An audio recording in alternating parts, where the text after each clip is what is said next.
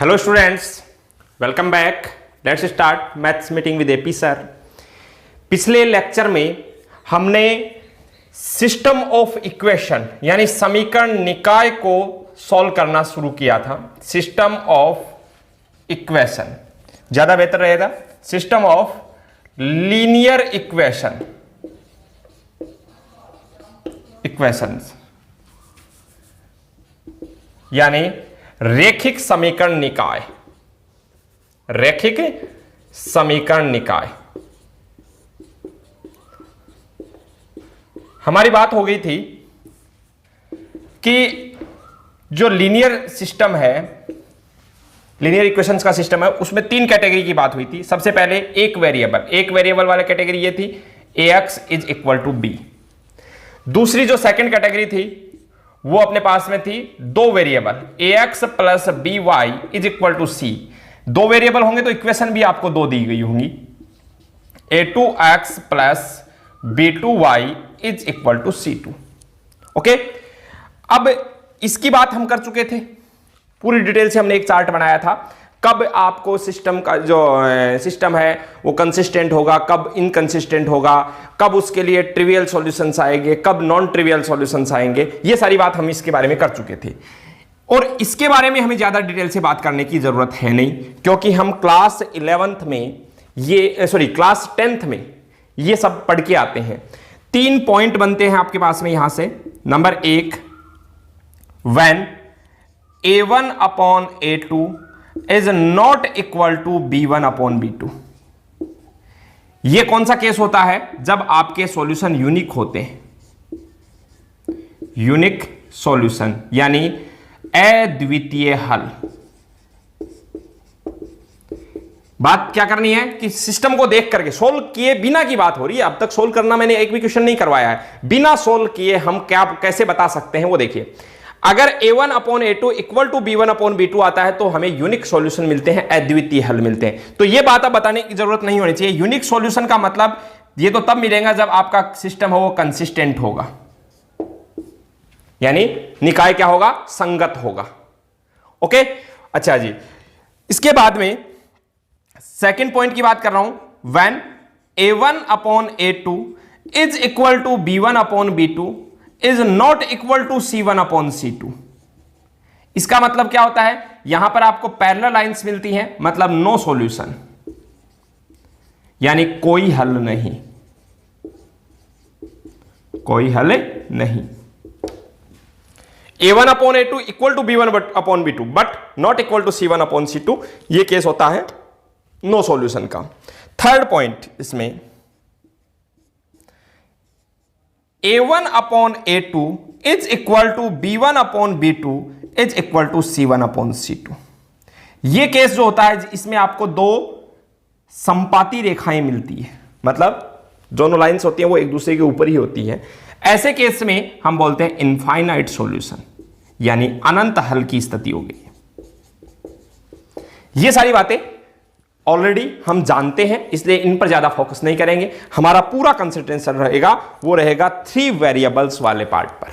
Okay, तो चलिए third part जो है इसका, उसकी ओर बढ़ते हैं अपन। ये आप फटाफट नोट कर लीजिएगा पॉज करके, और हम थर्ड सिस्टम की ओर बढ़ रहे हैं,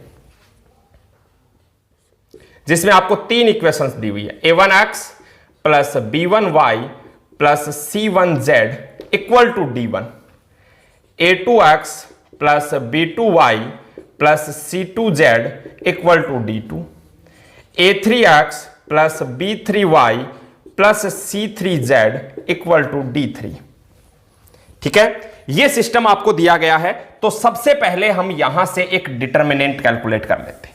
और वो डिटर्मिनेंट कैसे क्या होगा देखिएगा, डेल्टा इज इक्वल टू, मतलब इसके सॉल्यूशन की बात करूंगा मैं, उसके बाद में ये मैं मिटा रहा हूं। 3 वेरिएबल हैं तो जाहिर सी बात है 3 इक्वेशन दी गई होंगी।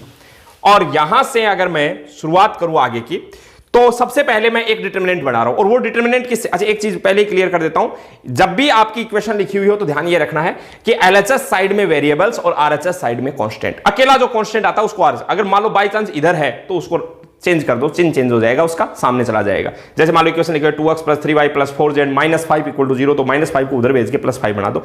इस तरीके से आप ये सिस्टम लिख दें तो एक डेल्टा की वैल्यू हमें a1 b1 c1, a2 b2 c2, a3 b3 c3, ये एक डेल्टा आपने कैलकुलेट कर लिया।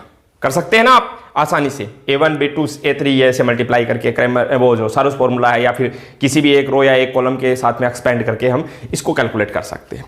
अच्छा जी, ये बात हो गई। उसके बाद में जो ऑपरेशन मैं यूज करने जा रहा हूं उसको ध्यान से देखिएगा कि मैं किस प्रकार से इस पूरे सिस्टम में जो आपने शुरू के अंदर फॉर्मूला पढ़ा था ना, x = Δ1/Δ, y = Δ2/Δ, वो कैसे आता है वो देखिएगा।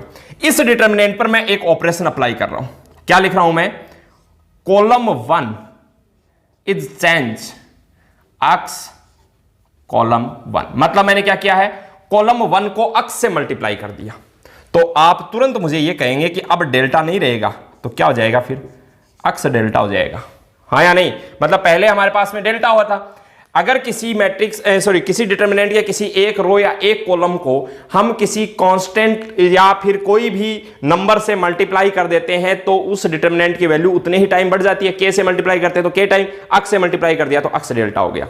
तो देखिएगा ये ऑपरेशन जैसे ही मैं यूज करता हूं, क्या ये हो जाएगा क्या? a1x, a2x और a3x। फर्स्ट कॉलम में x लेके आ जाओ, b1 b2 b3 c1 c2 c3। Second column में और थर्ड कॉलम में कोई चेंज आपने नहीं किया, ऑपरेशन अप्लाई हो गया। अच्छा जी, फिर उसके बाद में, अच्छा ये x इंटू डेल्टा लिखा हुआ है, इसको मैं डेल्टा इंटू x भी तो लिख सकता हूं, कोई दिक्कत नहीं है ना। अच्छा जी, फिर आगे बढ़ता हूं मैं। जैसे ही मैंने ये किया, एक ऑपरेशन में और यूज कर रहा हूं फिर से कॉलम 1 पर ही, और कॉलम 1 पर क्या ऑपरेशन यूज कर रहा हूं? Column 1 plus y into column 2 plus z into column 3। मतलब इसको तो y से मल्टीप्लाई किया, इसको z से मल्टीप्लाई किया, और इन दोनों को ऐड करके इसमें ऐड कर दिया। तो यहां से आप बताएंगे कि डेल्टा इक्वल टू, यहां से delta into x is equal to, क्या ये ऐसे हो गया क्या? a1 x तो पहले से था, इसको y से मल्टीप्लाई कर दिया तो प्लस b1y, और इसको z से मल्टीप्लाई कर दिया तो प्लस c1z। क्या ऐसा करने पर आपकी डिटरमिनेंट की वैल्यू चेंज होती है? आप कहेंगे नहीं होती है ऐसा करने पर।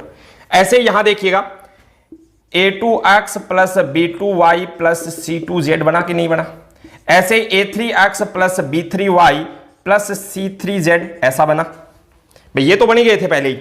x यहां x से मल्टीप्लाई किया है तो x टाइम बढ़ गया ये, लेकिन इसको y से मल्टीप्लाई करके इसमें ऐड कर दिया, इसको z से मल्टीप्लाई करके इसमें ऐड कर दिया। ऐसा करने पर डिटरमिनेंट की वैल्यू चेंज नहीं होती है। अब आपके दिमाग में एक चीज घूम रही होगी कि भाई कांस्टेंट से मल्टीप्लाई, कांस्टेंट नहीं, किसी भी नंबर से, कोई भी रियल नंबर से आप मल्टीप्लाई करके इस तरीके से ऐड कर सकते हो। ये वेरिएबल है, कोई दिक्कत नहीं, इनकी भी तो एक कांस्टेंट वैल्यू ही आनी है आगे जाकर के। फिर देखिएगा, मैंने अभी भी कॉलम सेकंड और कॉलम थर्ड को एज इट इज रखा हुआ है। आप देखें ध्यान से तो आपको क्या ऐसे नजर आ रहा है? डेल्टा x इक्वल टू, ये क्या है? a1x plus b1y plus c1z, ये d1 है क्या? ऐसे ये d2 है, और ऐसे ये d3 है, और b1 b2 b3 c1 c2 c3, और इस डिटरमिनेंट को मैं डेल्टा 1 नाम दे देता हूं। ओके, डेल्टा 1 कैसे बना है एक्चुअली देखो, इसको अब आप कंपेयर करके देखो। आप ये तो समझ गए, a1x plus b1y plus c1z equal to d1, इसके इक्वल में d2, इसके इक्वल में d3। ये दो ऑपरेशन यूज किए। कॉलम 1 को x से मल्टीप्लाई किया, कॉलम 1 को ही फिर c1 plus y c2 plus z c3 लिख दिया।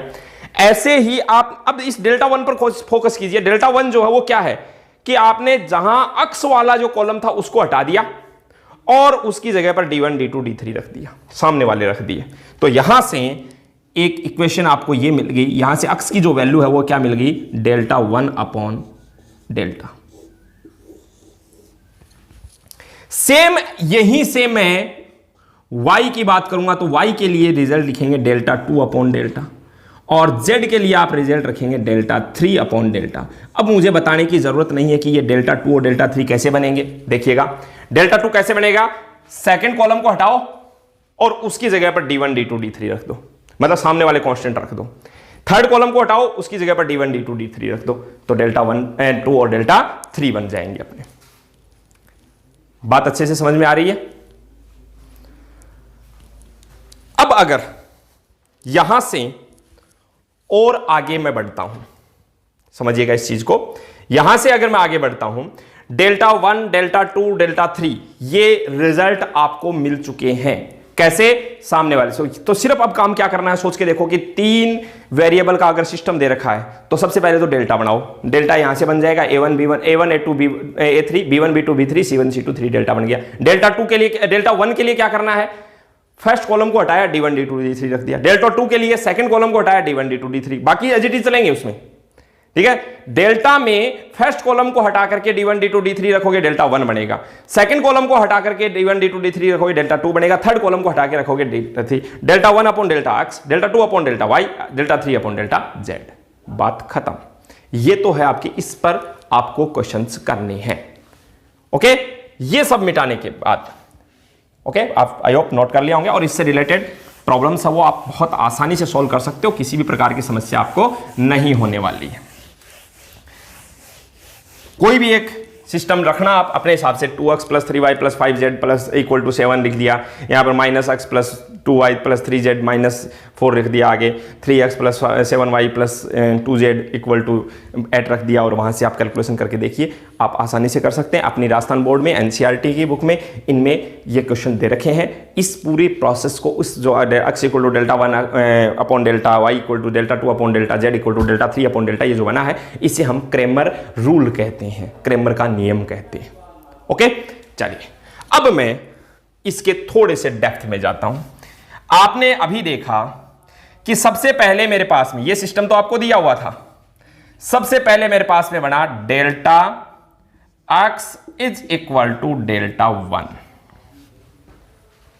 क्या मैं ऐसे बोल सकता हूं कि ये इक्वेशन ये है, ax is equal to b? भाई डेल्टा क्या है, कांस्टेंट आएगा, डेल्टा 1 क्या आएगा, कांस्टेंट आएगा, हाँ या नहीं? अब जैसे मैं ये लिखूं ना, तो आप ये अपने आप समझ जाएंगे कि ये लिखा हुआ होने का मतलब साथ में ये भी लिखा हुआ है, delta into y equal to delta 2, delta into Z equal to delta 3, ये साथ साथ भी लिखे हुए हैं। अब सोचो कि कल का जो चार्ट था वो कैसे शुरुआत हुई थी उसकी। सबसे पहले बात हुई थी कि डेल्टा इक्वल टू 0, यानी a इक्वल टू 0। अब a का काम डेल्टा कर रहा है और b का काम डेल्टा 1 कर रहा है, और delta is not equal to 0। जब डेल्टा इज इक्वल टू 0 तो आपकी जो इक्वेशन ये है वो क्या बन गई, 0 into x is equal to delta 1। सोचिए, यही इक्वेशन, ध्यान देना मैंने ये तो लिख दिया, लेकिन निश्चित ही इसके साथ में ये भी लिखा हुआ है, 0 into Y is equal to delta 2 और 0 into Z equal to delta 3। Okay, फिर आगे बढ़ता हूं मैं। यदि डेल्टा 0 है तो फिर बात आती है डेल्टा 1, डेल्टा 2 और डेल्टा 3 की, तीनों की। अगर ये तीनों 0 हो गए और एक केस बन रहा है, जैसे अभी याद करो पिछला जो चार्ट बना था उसमें क्या था, a equal to 0 a not equal to 0। यहां पर क्या था, b is equal to 0 b not. तो b का काम कौन कर रहा है, डेल्टा 1 डेल्टा 2 डेल्टा 3, ये b के काम कर रहे हैं। एक तो ये केस आ गया delta 1 delta 2 delta 3 equal to 0, और एक आ गया delta 1 delta 2 delta 3 are not equal to 0। Okay, अब देखो यहां से जो पहला केस आपके सामने आया, थोड़ा सा मैं एक काम करता हूं, रुको, इस चार्ट को, ये तो बातें समझ गए होंगे, चार्ट को थोड़ा ऊपर से शुरू करता हूं ताकि पूरा चार्ट आपके सामने एक साथ शो हो जाए।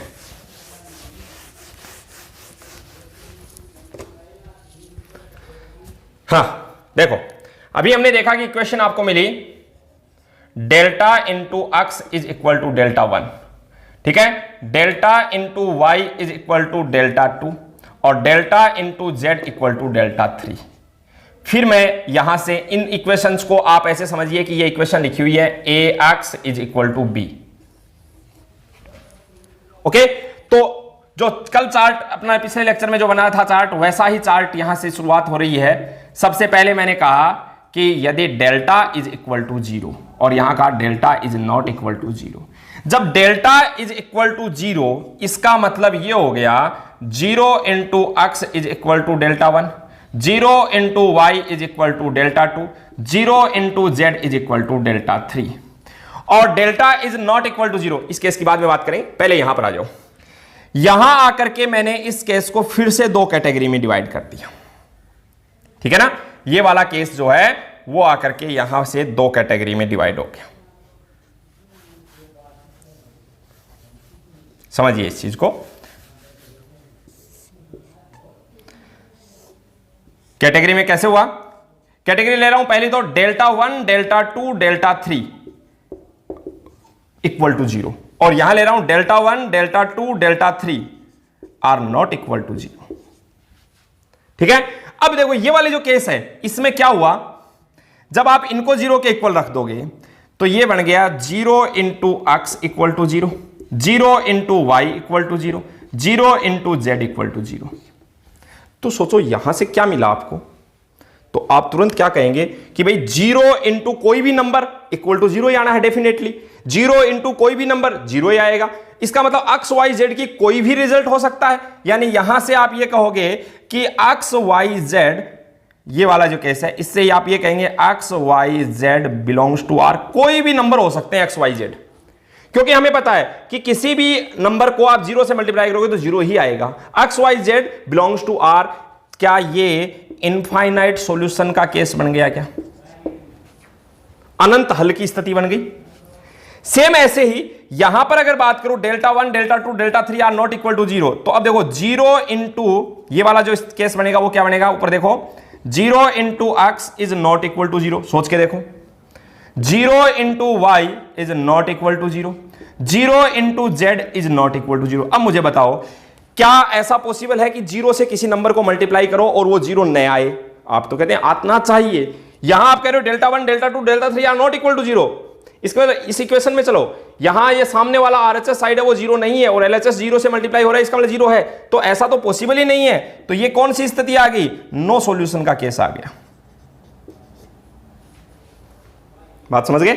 ऐसे ही यहां आ जाओ। अब इसको मैं दो पार्ट में कैटेगराइज कर रहा हूं। यहां पहले तो ये लिखो कि delta is not equal to 0, इसका मतलब ये है कि आपकी इक्वेशन अभी जैसे थी वैसी की वैसी चल रही है। Delta into x is equal to delta 1, delta into x equal to delta 2, और सॉरी डेल्टा इंटू वाई, और delta into z is equal to delta 3। ये तो 0 है ही नहीं डेल्टा। अब यहां आकर के इसे मैं दो पार्ट में ले रहा हूं। पहला पार्ट कि delta 1, delta 2, delta 3 all are 0, all are 0, सब के सब क्या हैं, 0 हैं। अगर ये वाला केस हुआ तो क्या आपका ये ऐसे बन गया क्या, 0 into x, sorry delta into x equal to 0, delta into y equal to 0, delta into Z equal to 0। और अगर ऐसा होता है तो क्या यहां से आप ये कहेंगे x equal to y equal to 0, sorry z equal to 0, सब के सब क्या आएंगे, 0 आएंगे। क्यों, देखो यहां पर ये नॉन 0 है, तो x equal to 0 upon delta, y equal to 0 upon delta, z equal to 0 upon delta, इसका मतलब 0 0 0 आएंगे। और अगर तीन वेरिएबल है, तीनों ही 0 आ रहे हैं, तो क्या इन सॉल्यूशंस को आप ये कहेंगे कि ये ट्रिवियल सॉल्यूशन है, तुच्छ हल है?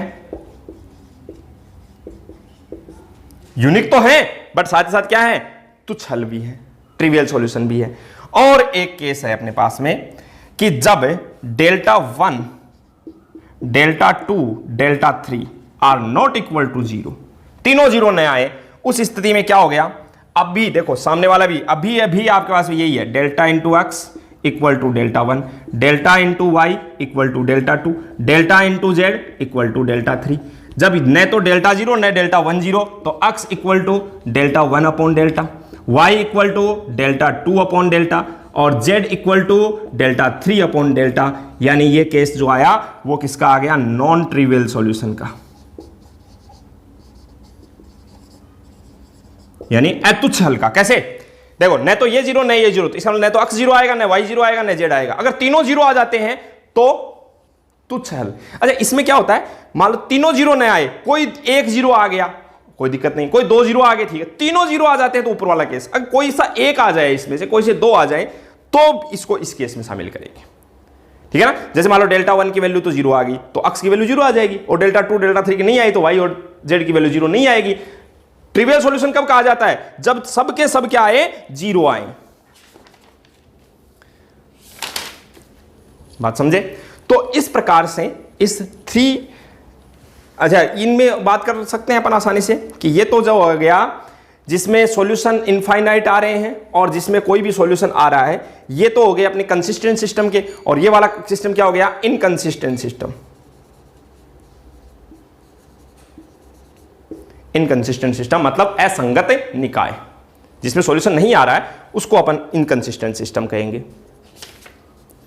ओके, तो ये सब बातें थी जो हमें सीखनी थी। आई होप क्वेश्चन आप करेंगे, किसी भी प्रकार की आपको परेशानी नहीं होनी है। एक जगह पर थोड़ी सी समस्या आती है, उस टाइप का मैं एक क्वेश्चन ले रहा हूं। इससे क्वेश्चन कैसे भी क्वेश्चन हो आप आसानी से कर सकते हो, मेरे हिसाब से कोई समस्या आपको नहीं होने वाली है।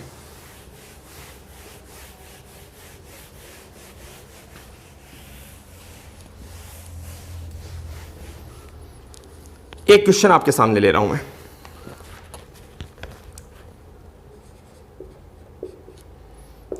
फाइंड सॉल्यूशन, हल ज्ञात कीजिए, और आपको 2 इक्वेशन दे रखी है, x plus y equal to 2 और 2x plus 2y is equal to 4।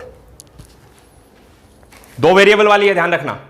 अगर ये क्वेश्चन आपके सामने लिखा हुआ है तो सॉल्यूशन में आप सबसे पहले तो इक्वेशन लिखो, x plus y is equal to 2 और 2x plus y is equal to 4। 2 variable वाली है तो आपको क्या चेक करना है, a1 upon a2, b1 upon b2 और c1 अपॉन c2। चेक करो, 1/2, ये भी 2 है, यहां पर भी 1/2, 1/2 और 1/2, तीनों इक्वल आ रहे हैं कि नहीं आ रहे हैं?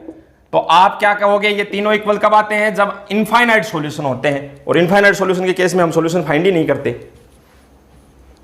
ये हमारी सबसे बड़ी भूल हो जाती है, 10th क्लास में चल जाता था, ठीक है। अब हमें क्या करना है, अगर ऐसे केस आता है तो आप कैसे लिखेंगे, लेट, ध्यान दीजिएगा, किसी भी एक वेरिएबल को, जैसे मैं कहूं कि x is equal to t, किसी भी एक वेरिएबल को t के इक्वल पुट कर दो, ठीक है। x equal to t, this implies t plus y equal to 2, और दूसरा क्या पॉसिबल है, यहां से देखिएगा 2t plus 2y equal to 4। ये दोनों एक ही इक्वेशन है देखा जाए तो। दोनों जगह से अगर आप y की कैलकुलेशन करोगे तो y इज इक्वल टू मिलेगा आपको 2 माइनस टी, ठीक है। देन द सॉल्यूशन इज, ऐसे लिखेंगे ऑर्डर पेयर में, क्या, t, 2 minus t, where t हमने माना था अपनी तरफ से t बिलोंग्स टू r, जहां t कोई वास्तविक संख्या है। ये इसका सॉल्यूशन आ गया, पैरामेट्रिक फॉर्मेट में लिखना पड़ेगा, ये एक स्पेशल केस बनता है, ठीक है। तो इस प्रकार से हम इनको सॉल्व करते हैं। एक और नाम आता है होमोजीनियस और नॉन होमोजीनियस इक्वेशंस, ठीक है।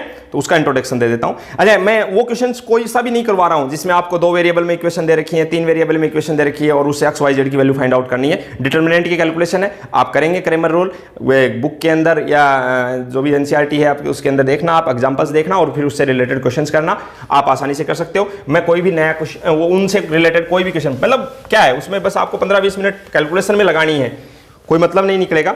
मैं कुछ नई बात जो बताने जा रहा हूं उसको देखिए। एक तो आता है होमोजीनियस और नॉन होमोजीनियस इक्वेशन, हेडिंग लेंगे होमोजीनियस, हिंदी वाला नाम अभी दिमाग में नहीं आ रहा,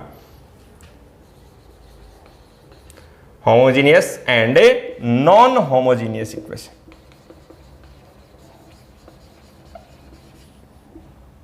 या सिस्टम बोलो, होमोजीनियस और नॉन होमोजीनियस सिस्टम। अब देखो इसमें क्या होता है, अगर आपका सिस्टम ऐसे है, a1x प्लस 3 वाला ले रहा हूं मैं, b1y plus c1z equal to 0, a2x plus b2y plus c2z equal to 0, a3x plus b3y plus c3z equal to 0, मतलब सामने वाले ये जो सब के सब 0 हैं, तो ऐसा सिस्टम होता है होमोजीनियस। और सामने वालों में से एक भी अगर नॉन जीरो आ गया तो वो सिस्टम क्या हो जाएगा? Non homogeneous system. बस इतनी सी बात दिमाग में रखनी है। अच्छा, होमोजीनियस सिस्टम अगर है तो एक सॉल्यूशन तो आपको डेफिनेटली ये मिलना है, ठीक है। लेकिन मैं ये कह रहा हूं यही मिलेगा आपको, और बहुत सारी चीजें चेक करनी होती है। एक सिस्टम तो डेफिनेटली यही मिलना है। आप देख लीजिए 0 0 0 पुट करके देखिए, हर जगह पर LHS इक्वल टू RHS हो रही है, मतलब एक ये नॉन ट्रिवियल सॉल्यूशन तो आपको मिलना ही है, सॉरी ट्रिवियल सॉल्यूशन यानी तुच्छ हल तो मिलना ही है। लेकिन ये भी तभी होगा जब आपकी delta, if and only if delta is not equal to 0। ध्यान दीजिए, अभी चार्ट बना था, चार्ट के अंदर यहां वाला केस कब आया था? जब delta is not equal to 0। Delta का मतलब वही A1 A2 A3 B1 B2 B3 C1 C2 C3। अगर डेल्टा भी 0 आ गया, if delta is equal to 0, अच्छा डेल्टा भी 0 आ गया, डेल्टा 1 डेल्टा 2 डेल्टा 3 तो डेफिनेटली 0 ही आएंगे। आप चेक कर सकते हैं, देखो कैसे आपको पता है डेल्टा तो बन जाएगा आपका, मैं यहां लिख देता हूं, डेल्टा क्या बन जाएगा? A1 A2 A3 B1 B2 B3 C1 C2 C3। अब सोचो डेल्टा 1 की बात करेंगे तो क्या करेंगे? इस कॉलम को हटाएंगे, 0 0 0 रखेंगे, किसी एक कॉलम के सभी एलिमेंट 0 हो गए तो डेफिनेटली 0 आना है डेल्टा 1। डेल्टा 2 यहां 0 0 0 रखेंगे, सामने वाले तो रखते हैं, डेल्टा 3 में यहां 0 रखेंगे तो 0 0 आना है, मतलब डेल्टा 1 डेल्टा 2 डेल्टा 3 तो डेफिनेटली ही 0 आने हैं। इस सिस्टम की खास बात होती है, delta 1 equal to delta 2 equal to delta 3 all are 0। अब डेल्टा इज इक्वल टू 0, जब डेल्टा भी 0 आ जाए तो सोचो 0.0 0.0 0.0 ये वाला केस बनेगा क्या? बात समझ रहे हैं? 0.0 0.0 0.0 तो ऐसा केस का मतलब क्या हो गया? इनफाइनाइट सॉल्यूशन हो गए फिर तो। सोचो कैसे, हमने ये लिखा है delta x equal to delta 1, delta y equal to delta 2। अब आप कह रहे हैं डेल्टा भी 0 है, डेल्टा 1 भी 0 है, तो 0 इंटू x इक्वल टू 0, ऐसा तो पॉसिबल कब है? जब x belongs to R। 0 into y equal to 0 कब है? y belongs to R, z belongs to R, मतलब x y z all belongs to R। मतलब ये कौन सा केस आ गया? इनफाइनाइट सॉल्यूशन का। तो ध्यान दीजिए, अगर आपका सिस्टम होमोजीनियस है तो होमोजीनियस सिस्टम के दो रिजल्ट होते हैं, या तो उसके इनफाइनाइट सॉल्यूशन आते हैं या फिर उसका सॉल्यूशन 0 0 0 ही आता है। इनफाइनाइट सॉल्यूशन कब आते हैं? जब डेल्टा इक्वल टू 0 होता है, और 0 0 0 यानी ट्रिवियल सॉल्यूशन कब आते हैं? जब delta not equal to 0। Okay, तो ऐसे ही मैं एक सिस्टम आपके सामने लिखूं,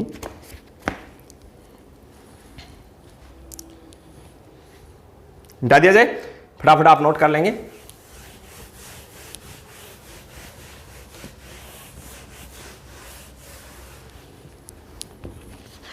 होमोजीनियस सिस्टम थोड़ा सा इंपॉर्टेंट है आपके लिए। अगर आपको यह कह दिया जाए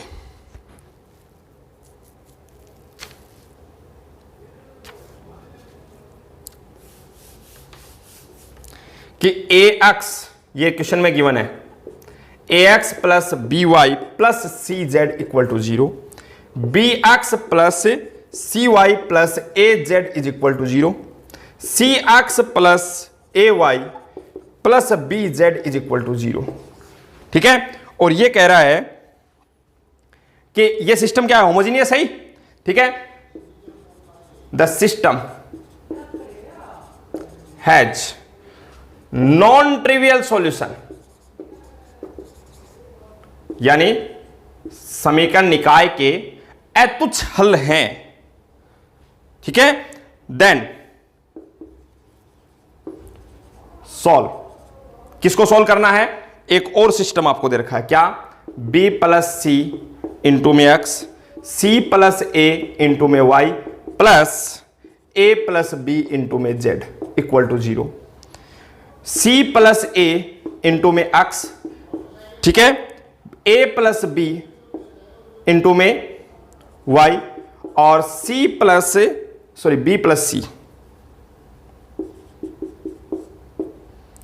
प्लस c इंटू में z इज इक्वल टू 0, और यहां है a प्लस b इंटू में x, b plus c into में y, c plus a into में z इक्वल टू 0। मतलब यह है कि ये इस सिस्टम के बारे में दे रखा है कि द सिस्टम, आप देखते ही पता चल रहा है ये होमोजीनियस सिस्टम है, और होमोजीनियस सिस्टम के नॉन ट्रिवियल सॉल्यूशन है। ध्यान रखें, ट्रिवियल सॉल्यूशन कब होते हैं? जब x equal to 0, y equal to 0, z equal to 0, यानी कि d इज इक्वल टू 0 के केस में तो नॉन ट्रिवियल सॉल्यूशन होते हैं, मैंने sorry d is not equal to 0 के केस में ट्रिवियल सॉल्यूशन होते हैं। तो d इक्वल टू 0 के केस में ये दो चीजें याद रख लो, अलग ही लिख देता हूं मैं। डेल्टा इज इक्वल टू 0 इसका मतलब नॉन ट्रिवियल सॉल्यूशन, और delta is not equal to 0 इसका मतलब ट्रिवियल सॉल्यूशन। सोचो, delta is not equal to 0 में तो 0 0 0 आएंगे, तो ये तो ट्रिवियल हो गया। अब जो बच गया, जिसको आपने क्या कहा था, इनफाइनाइट सॉल्यूशन वाला पार्ट, इनफाइनाइट सॉल्यूशन वाला पार्ट है, उसके अंदर नॉन ट्रिवियल में काउंट करेंगे उसको, ठीक है। इनफाइनाइट वाले को नॉन ट्रिवियल में। यहां पर स्पेशली क्वेश्चन कह रहा है कि ये जो सिस्टम है इसके नॉन ट्रिवियल सॉल्यूशन है, तो इसके सॉल्यूशन में then find the nature of solutions of the given system. इस सिस्टम के जो सॉल्यूशंस है वो नॉन ट्रिवियल है, तो इस सिस्टम के सॉल्यूशंस के बारे में बात करनी। सबसे पहले अगर नॉन ट्रिवियल सॉल्यूशन है तो पहला जो सिस्टम है उसका डेल्टा क्या है बताओ? A b c b c a c a b equal to 0। ये आपको क्वेश्चन में दिया हुआ है, ये गिवन है। दूसरा जो सिस्टम है उसका डेल्टा देखो, दूसरा सिस्टम है B plus C, C plus A plus B, C plus A plus B plus C, A plus B plus C plus A. इस सिस्टम का डेल्टा क्या आएगा? तो मैं तो आपसे ये कहूंगा कि जब आप इस डिटर्मिनेंट को सोल्व करोगे तो आपने देखना ये आ जाएगी डिटर्मिनेंट। आपने चेक किया, पहले भी आया है ऐसा question, this equal to this prove किया है। इसको आप जब सोल्व करोगे तो ये आ जाएगा 2 इंटू इसकी वैल्यू 0 दे रखी है, इसका मतलब इसका डेल्टा भी कितना आएगा? 0। इस सिस्टम का डेल्टा 0 है तो इस सिस्टम का डेल्टा भी 0 आएगा। इट मींस ये सिस्टम जैसा है वैसा ही ये सिस्टम है, मतलब इसके नॉन ट्रिवियल सॉल्यूशन है तो इसके भी सॉल्यूशन नॉन ट्रिवियल होंगे। अब एग्जाम में क्वेश्चन आता है ऐसा कुछ लिखा हुआ तो हम आगे बढ़ जाते हैं। सोचो ना, इसके लिए दे रखा है क्या? Non trivial solution. Non trivial को ऐसे समझो कि ट्रिवियल नहीं है। ट्रिवियल कब आते हैं? जब डेल्टा इक्वल टू 0 होता है, sorry delta is not equal to 0 होता है। तो नॉन ट्रिवियल कब आएंगे? जब delta equal to 0। Delta equal to 0 इसका किया तो इसका अपने आप ही डेल्टा इक्वल टू 0 हो गया, तो इसके नॉन ट्रिवियल है तो इसके भी सॉल्यूशन नॉन ट्रिवियल हो गए। ओके, एक क्वेश्चन और इस लेक्चर का आखिरी क्वेश्चन। हाँ, ऐसे जो क्वेश्चन है ना अभी नॉन ट्रिवियल ट्रिवियल वाले, ऐसे मैं और क्वेश्चन लेऊंगा नेक्स्ट लेक्चर के अंदर। अभी के लिए एक क्वेश्चन आपके सामने है।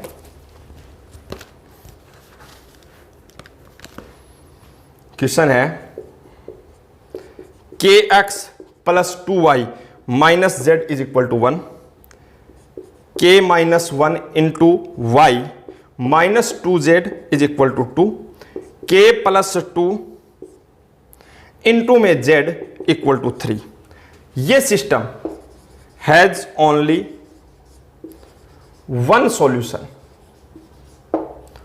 ठीक है। Then find k। बात समझ गए? ये सिस्टम है और इस सिस्टम का केवल एक ही हल है। एक हल होने का मतलब अद्वितीय हल। ओके, और अभी जो चार्ट बनाया था, अच्छा ये होमोजीनियस नहीं है सिस्टम, ध्यान दीजिए, सामने 1 2 3 है, होमोजीनियस नहीं है। तो अब आप सोचो कि डेल्टा की वैल्यू कब कितनी होगी तब आपके लिए ये अद्वितीय हल आता है। तो आपने देखा होगा यहां पर delta is not equal to 0 था, उसी में दो पार्ट हुए थे अपने, ट्रिवियल नॉन ट्रिवियल, दोनों ही यूनिक सॉल्यूशन में होते हैं। यूनिक सॉल्यूशन की बात हो रही है तो क्या आप तुरंत ये कह देंगे कि delta is not equal to 0? अब बताओ डेल्टा क्या बनेगा? x का कोफिशिएंट है यहाँ k, y का 2, z का -1। यहां डेल्टा बताओ, सॉरी x का कोफिशिएंट है ही नहीं मतलब 0, y का k -1 और z का -2। यहां पर बताओ x का कोफिशिएंट नहीं है, y का भी कोफिशिएंट नहीं है, z का क्या है? k plus 2 is not equal to 0। याद करो 10वीं में ऐसे क्वेश्चन होते थे, दिए गए समीकरण निकाय का कोई हल नहीं है, ठीक है, तो आपको बताना है दिए गए समीकरण निकाय का अद्वितीय हल है तो k की वैल्यू बताओ। तो ये सारी चीजें आती थी, नो सॉल्यूशन, इनफाइनाइट सॉल्यूशन, सबके लिए अपने बात की है। तो यहां पर डिटरमिनेंट बना के बताना है कि this determinant is not equal to 0। अब देखो साफ साफ आप देख पा रहे हैं कि इस k प्लस इस रो के या इस k के लिए क्या कर दो, एक्सपेंड कर दो, तो क्या आ जाएगा k। अब k के साथ में क्या आएगा? k की रो k के कॉलम को छोड़ देते हैं तो k -1 k प्लस 2, ठीक है, और -0 इक्वल टू 0। तो बताओ k की वैल्यू क्या? इक्वल टू नहीं, नॉट इक्वल टू 0। इसका मतलब k की वैल्यू क्या नहीं होनी चाहिए? 0 नहीं होनी चाहिए, 1 नहीं होनी चाहिए और -2 नहीं होनी चाहिए। तो फिर k क्या होना चाहिए? आर माइनस, कोई भी रियल नंबर हो सकता है बट उसमें से कौन कौन नहीं होने चाहिए, 0, 1 और -2 नहीं होने चाहिए। ये आपके इस टाइप का क्वेश्चन आपको मिलता है। अच्छा, ऐसा क्वेश्चन होता है जैसे कि ये सिस्टम है और इस सिस्टम के लिए हमें बात करनी हो कि ये जो सिस्टम है इसका ये वाला या तो इनफाइनाइट सॉल्यूशन होंगे या कोई सॉल्यूशन नहीं होगा, दोनों चीज दे देता आपको। इनफाइनाइट सॉल्यूशन और नो सॉल्यूशन के केस में आपको क्या करना था, इनफाइनाइट सॉल्यूशन नो सॉल्यूशन के केस में क्या होता है, डेल्टा इक्वल टू 0 होता है। चार्ट देख लो आप, चार्ट में आप देखेंगे डेल्टा इक्वल टू 0, तब के की यही वैल्यू आ जाती है 0, 1 और -2। ठीक है। अच्छा, सिस्टम आ जाता है, सिस्टम जो है वो सिर्फ अकेला दे देता है इनफाइनाइट सॉल्यूशन नो सॉल्यूशन, मतलब ऐसे क्वेश्चन जो आपने चार्ट बनाया ना उस चार्ट के अकॉर्डिंग बात करनी होती है। ओके, तो ये सारी चीजें थी। अद्वितीय हल की केस हो गया।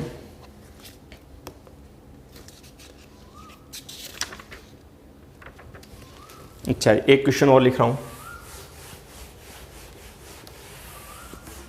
फटाफट हम उसको सॉल्व कर सकते हैं। क्या है क्वेश्चन, आपको एक सिस्टम दे रखा है alpha x plus y plus z. मैं वो क्वेश्चन नहीं करवा रहा हूं जिसमें एक्स वाई जेड की वैल्यू फाइंड आउट करनी हो, क्योंकि वो आप खुद कर सकते हैं। ठीक है, x plus y plus alpha z is equal to alpha -1। इस सिस्टम के बारे में कह रखा है कि the system is non homogeneous. पहली बात तो यह है नॉन होमोजीनियस।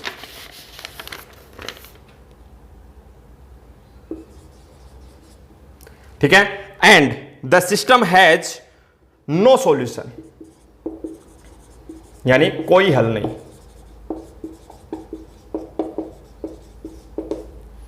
अब बताओ नॉन होमोजीनियस कब होगा, जब सामने 0 नहीं आना चाहिए।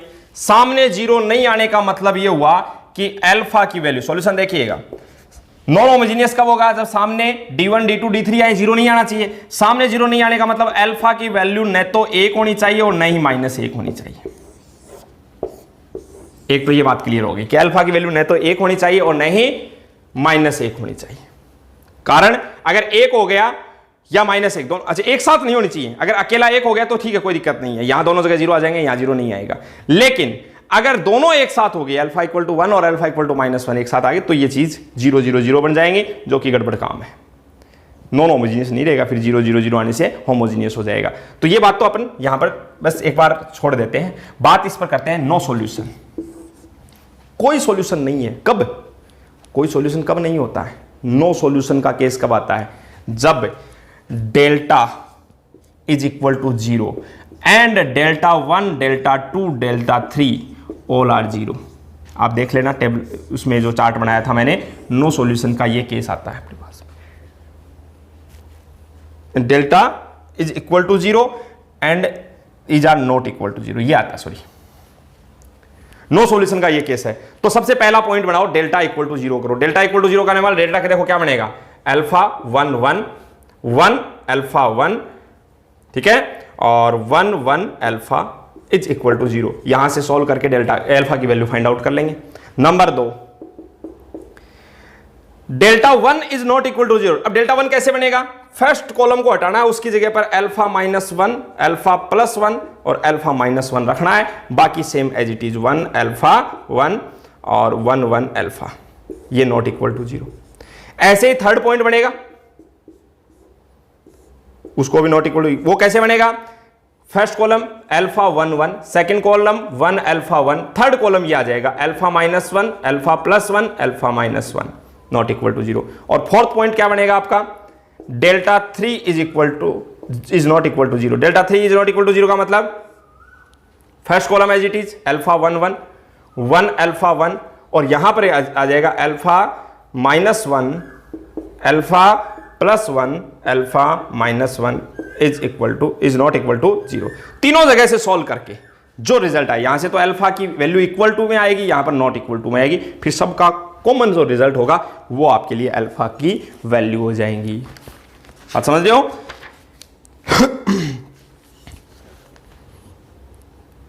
जब आप देखेंगे अच्छा, इसको तो सोल्व करना आपके सामने बहुत आसान सा काम है। देखो देखिए, अगर आप इसे सोल्व करेंगे अल्फा अल्फा अल्फा कितना हो गया, अल्फा क्यूब 1 1 1 मतलब +1 1 1 1 +1 2 हो गया minus alpha alpha alpha minus 3 alpha equal to 0, मतलब ये आ गया alpha cube minus 3 alpha plus 2 equal to 0।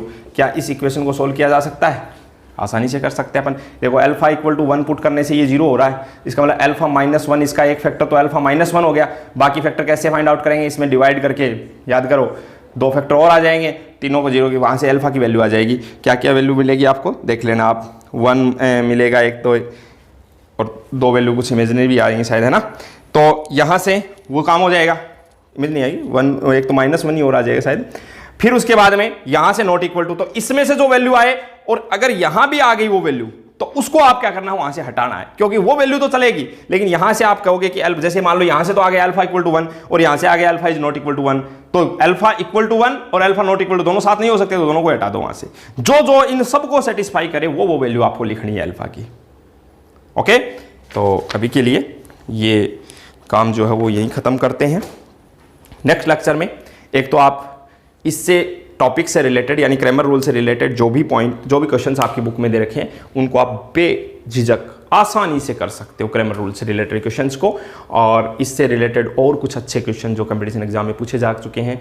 ठीक है, ये ट्रिवियल नॉन ट्रिवियल वाला ये चार्ट बना लो एक अच्छे से, और याद रखना चाहिए अपने को। ठीक है ना, कंपटीशन एग्जाम में डायरेक्ट टिक करना होता है अपने वो क्वेश्चन को।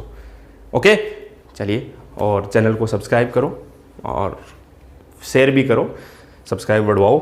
ठीक है, चलिए अभी के लिए थैंक यू।